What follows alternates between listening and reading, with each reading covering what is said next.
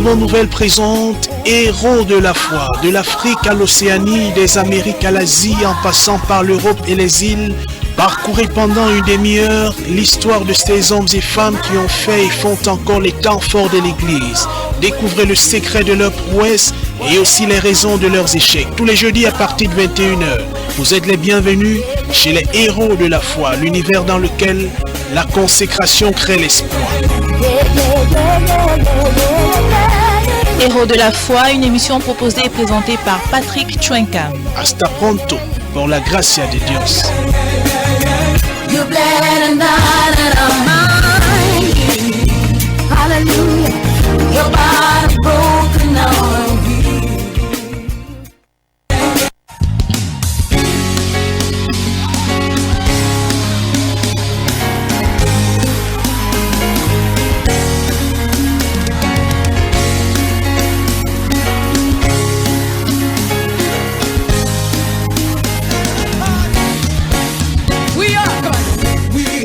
Chosen generation, all for to show His excellence. All I require for life, God has given me, and I know who I am. We are a chosen generation. We are a chosen generation, all for to show His excellence. All I require for life, God has given me. I know who I am.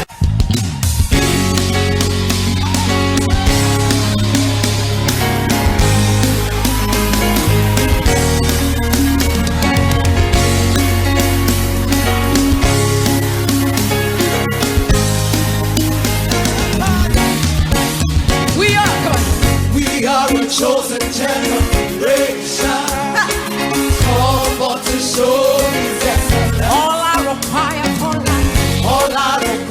for life, God has given me, and I know who I am. We are a chosen generation. We are a chosen generation, called for to show His excellence. All I require for life, God has given me, and I know who I am.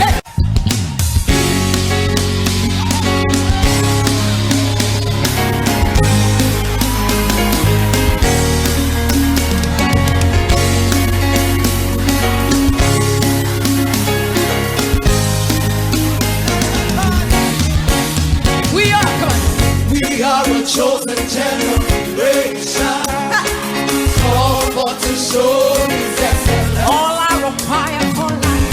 I require for life, God has given me, and I know who I am. We are a chosen generation. We are a chosen generation, called for to show His excellence. All I require for life, God has given me, and I know who I am.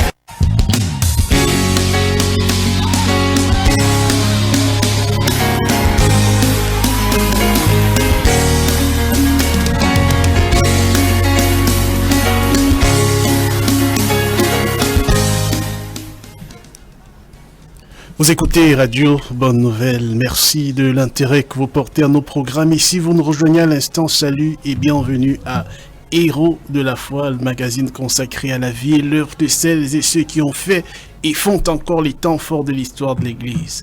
Nous devons réécrire la parole de Dieu, même si ce n'est que l'Ancien Testament dans lequel il y a certains passages qu'il vaut mieux ne pas répéter. Nous ne pouvons pas continuer à essayer de parler à notre public avec un livre qui a des milliers d'années. Ces propos sont signés du pape François, le pape actuel. Déclaration qui indique plus ou moins bien en quel temps nous sommes. Héros de la foi, émission quelque peu décalée du schéma habituel qui interroge et interpelle l'Église sur la Bible et son caractère atemporel. La Bible peut-elle être dépassée? Faut-il la réécrire? Qui pour la réécrire? que cachent en réalité les propos du pape et ce chantier de modernisation de la parole de Dieu dans lequel le Vatican est décidément engagé. Une demi-heure pour ausculter ces questions capitales à la marche de l'Église. Et pour en parler, nous recevrons, nous sommes censés recevoir 3 prédicateurs, un prêtre, curé que nous espérons pouvoir avoir ce soir. Et nous allons commencer évidemment cet échange avec l'apôtre Robert Kamte qui est parmi nous. Et si vous souhaitez intervenir, faites-le par SMS au 690 93 93 34 690 93 93 34. Le pape qui estime que la parole de Dieu est frappée d'obsolescence et qu'il faudrait la réécrire en supprimant évidemment certains passages de l'Ancien Testament. Apôtre Robert Kamte, bonsoir et bienvenue. Bonsoir Patrick, bonsoir à nos auditeurs qui nous écoutent, que Dieu vous bénisse tous.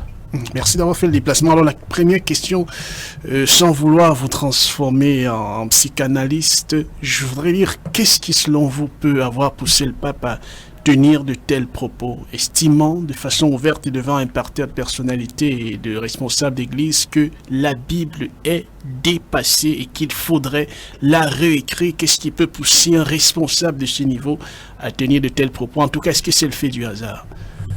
Non, c'est pas le fait du hasard. Et moi, je suis pas surpris parce que je sais qui est le pape. C'est quelqu'un qui est bien décrit dans la Bible. Ce super homme, donc tout le monde adore. Nous savons que la désolation qui est tombée sur le temple de Jérusalem est un symbole de cet homme-là qui entrait dans l'église et s'installait dans l'église et se ferait appeler Dieu. Je vais tout à l'heure développer mon propos, mais je veux dire que le pape, je crois que dire ce qu'il a dit, j'ai l'impression qu'il a perdu un peu l'esprit. Parce qu'un homme de Dieu de cette taille ne saurait dire que la Bible est dépassée. Parce que la Bible dit que Jésus qui disait que les cieux et la terre passeront, mais un seul iota de sa parole ne changera pas. Je sais également que c'est clair que les temps changent, les dispensations changent, que les hommes aussi changent, mais la parole de Dieu ne change jamais. Ce que Dieu a dit hier est valable aujourd'hui et sera valable demain.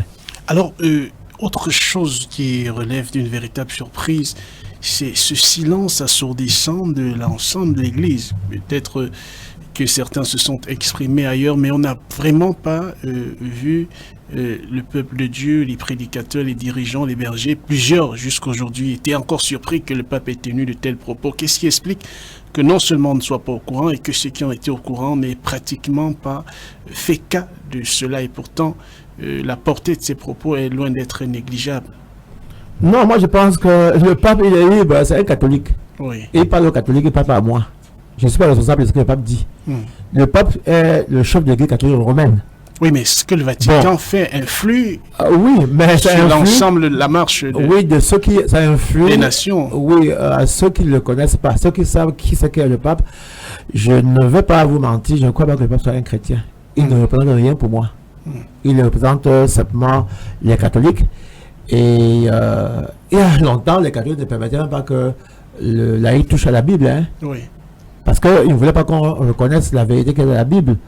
C'est Martin Luther qui est venu se battre pour sortir des protestants des catholiques et qui a ouvert le chemin pour qu'on puisse lire la Bible aujourd'hui. Donc je ne crois pas que les catholiques pensent que la Bible est la parole de Dieu. Parce qu'ils croyaient que la Bible est la parole de Dieu, ils exécutaient ce qui était dans la Bible. S'ils avaient tant si peu de considération par rapport à ce que la Bible dit, ben, ils se feraient baptiser dans l'eau.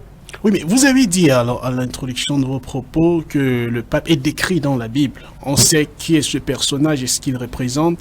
Et même dans le processus de la fin des temps, c'est un personnage dont on doit ausculter les propos et les actions. Oui, si nous regardons très bien les Écritures, nous nous rendons compte que la marque de la bête dans l'Apocalypse nous montre parfaitement que 666 est la marque de la bête. Et si nous regardons l'histoire, nous comprendrons que au départ du monde, Satan s'est manifesté dans une bête. Donc une bête au commencement, une bête à la fin. Et nous savons qu'à la fin, ce serait une bête. Or, une bête, c'est une puissance. Voilà, donc il est très bien décrit. Et puis, un homme de Dieu, William Branham, a fait une déclaration étant allé au Vatican. Il a vu qu'il était écrit là-bas Vicarius Fidei, ce qui signifie le remplaçant du Fils de Dieu. Et quand on s'est amusé dans cette phrase-là, à sortir les mots qui signifiaient des lettres en romain, on a trouvé que dans Vicarius Fidei, il y avait justement 666. Donc, il est l'incarnation de la bête. Après, quand la bête s'est rendue compte qu'on a découvert, il a changé Vicarius Fidei en Duclaise, ce qui est pareil. Et quand vous prenez Duclaise en chiffre romain, vous regardez les lettres qui symbolisent des nombres, des chiffres, on ressort encore cette phrase-là, 666. Donc, pour moi, c'est quelqu'un qui incarne l'esprit de la bête, dont nous savons qu'il viendra s'installer dans l'église, se proclamera Dieu et fera qu'on puisse l'adorer. Alors, le second invité nous a rejoint. Nous espérons que le troisième, qui est un membre de cette église catholique, fera également son apparition dans ces studios pour donner du sens et de la profondeur aux propos de son chef, qui a estimé, et je cite encore les propos du pape pour ceux qui ne l'ont pas, je les ai sous les yeux, et je le cite: « Nous ne pouvons pas continuer à essayer de parler à notre public dans un monde totalement nouveau, avec un livre qui a des milliers d'années. Nous perdons des disciples et nous devons aller plus loin dans la recherche de la modernisation de l'Église. Réécrire la parole de Dieu, même si ce n'est que l'Ancien Testament dans lequel il y a certains passages qu'il vaut mieux ne pas répéter. » Fin de citation. Ils sont signés le pape François. Élie Bertrand Jabda, bonsoir et bienvenue. Bonsoir Patrick, bonsoir à tous les auditeurs des radios Bonne Nouvelle et des copanélistes. Alors, je vous repose la même question qu'à l'apôtre Kamté tout à l'heure. Selon vous, qu'est-ce qui peut avoir amené le pape à tenir de tels propos? Est-ce que cela relève du hasard ou d'une simple légèreté langagière? Ou alors ces propos sont bien pensés? En fait, si vous regardez cette institution, j'ai dit un bonsoir une fois de plus et je m'excuse pour ce léger retard qui est dû aux embouteillages et bouchons dans la ville. Si vous regardez, avant de répondre à votre question, si vous regardez cette institution-là, au sens biblique du terme, vous allez remarquer que ça ne fait que son cheminement. Depuis la grande institution, de façon officielle, en l'an 666, peut-être on pourrait croire que c'est un hasard de la papauté de l'Église catholique et la mutation entre le culte jadis païen babylonien dans le culte romain. On a vu une succession de renégations, non seulement de la parole de Dieu, mais des propos blasphématoires vis-à-vis de ces mêmes paroles.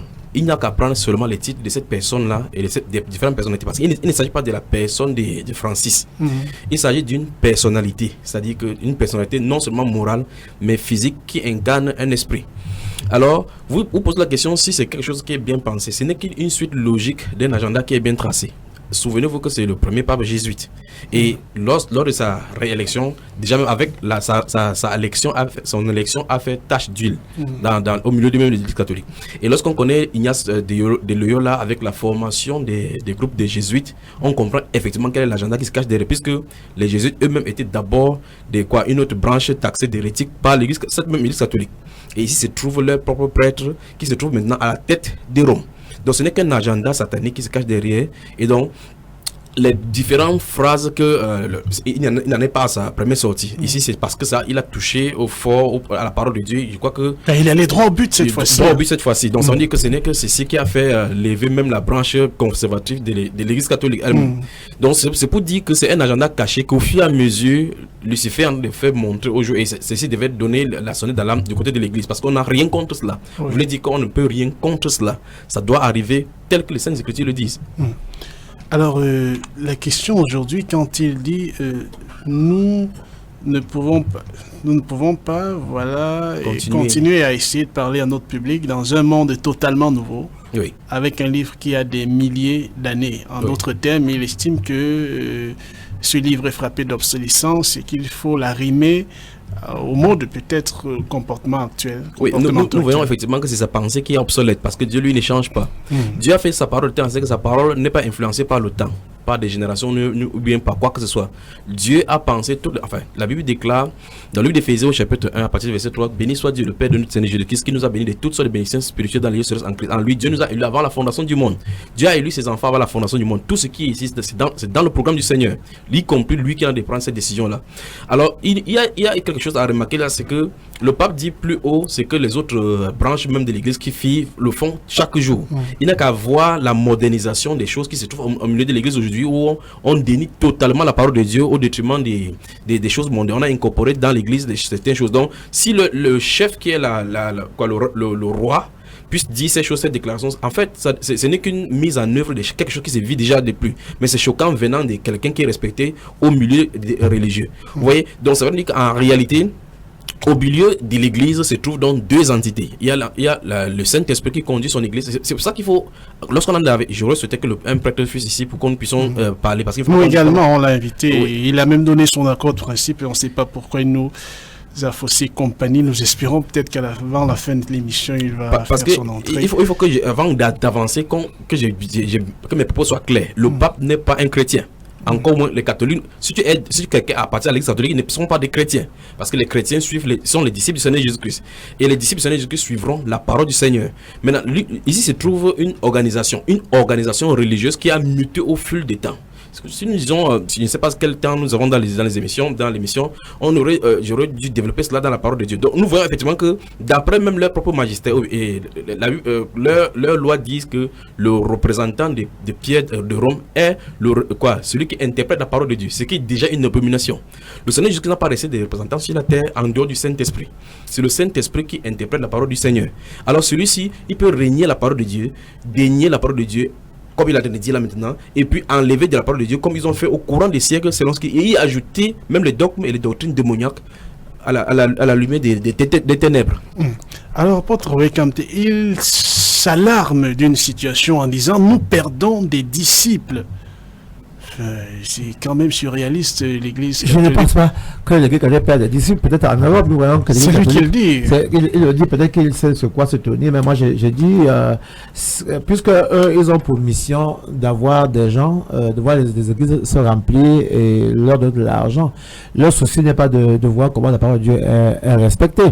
Je vais revenir à la suite de ce que me disait frère Tchabda tout à l'heure, pour dire que c'est les personnes qui ont commencé à renier la parole de Dieu depuis les années en 325.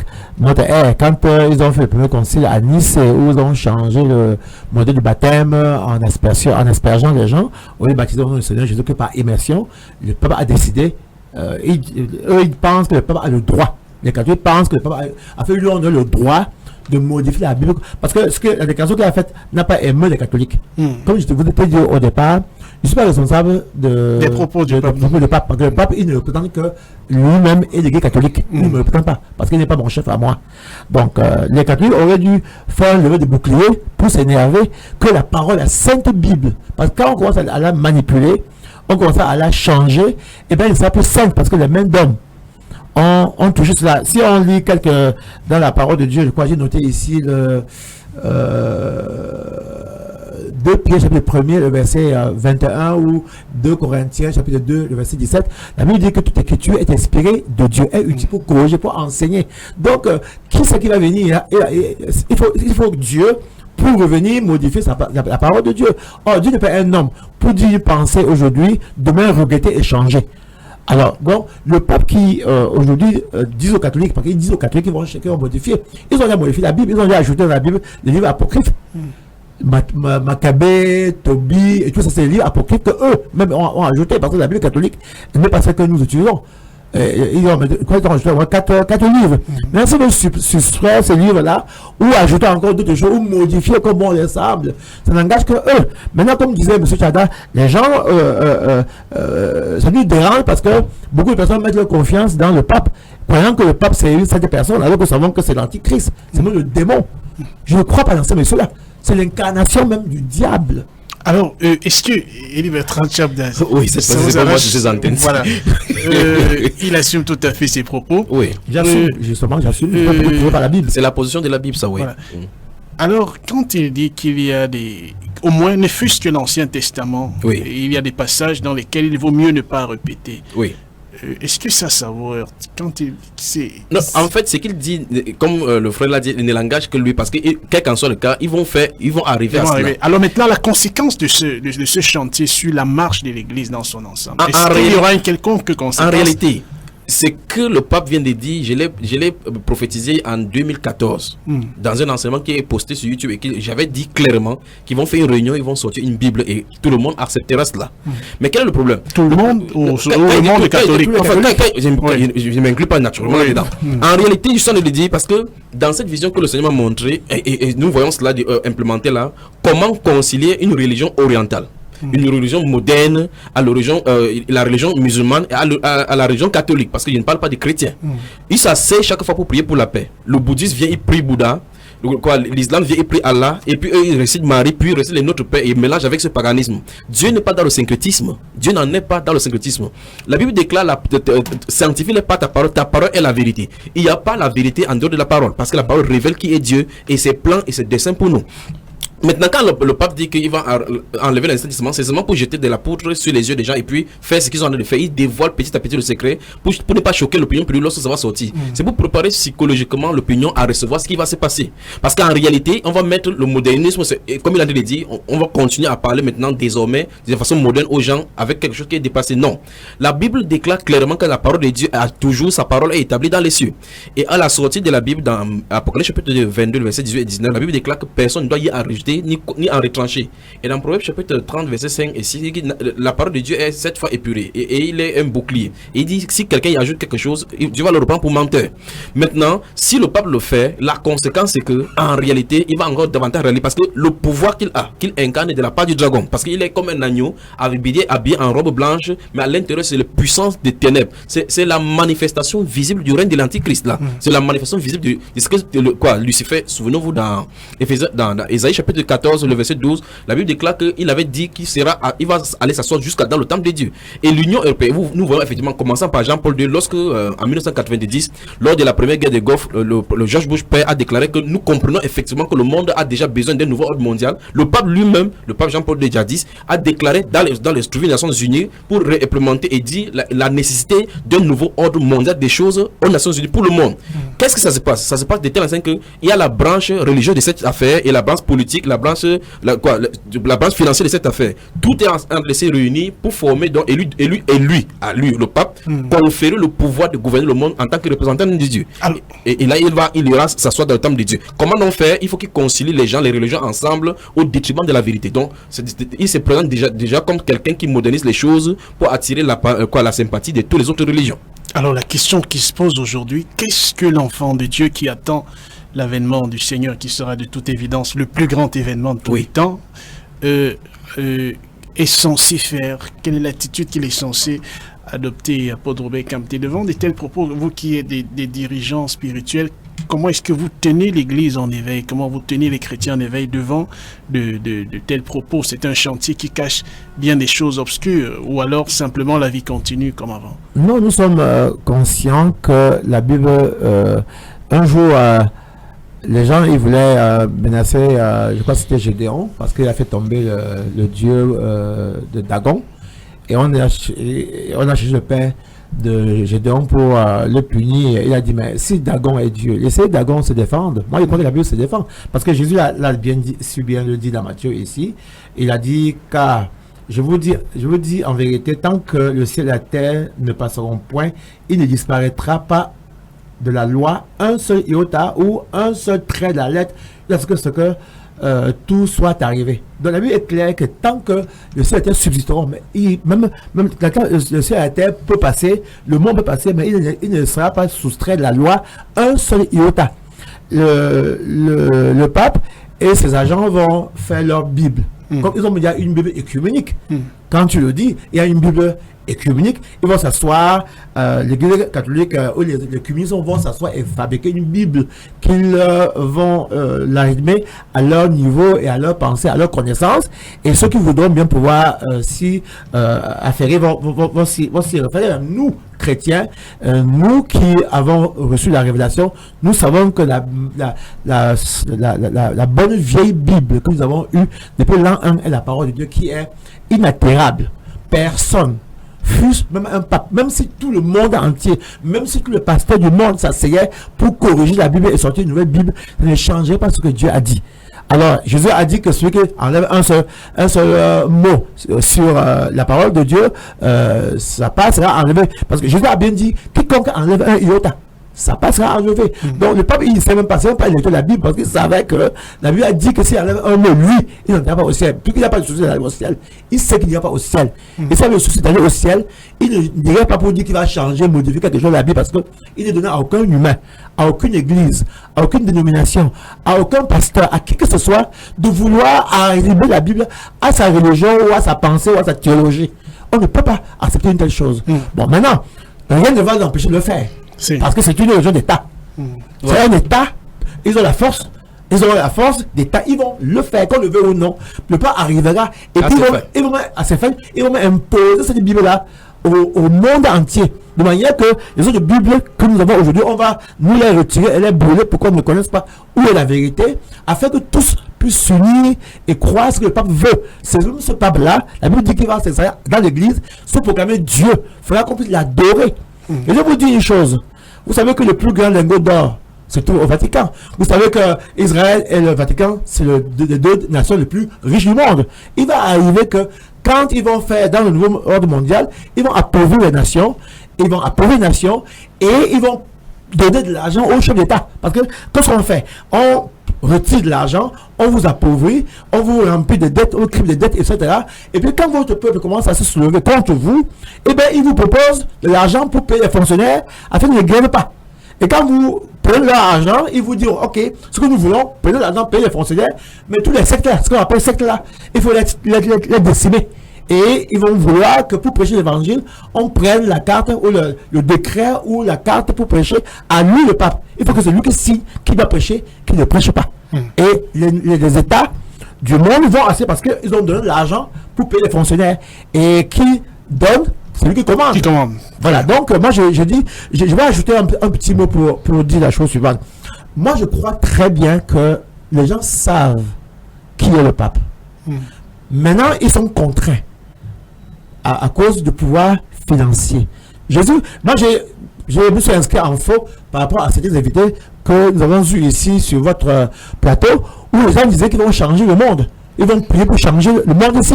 Je vous dis que je ne vois pas qui. Jésus n'a pas changé le monde. Aucun n'a pas changé le monde. Elle n'est pas sûre de me dire qu'il va faire des prières pour changer le monde. J'ai tellement envie de monde là. Non, je dis que Jésus est au maquis.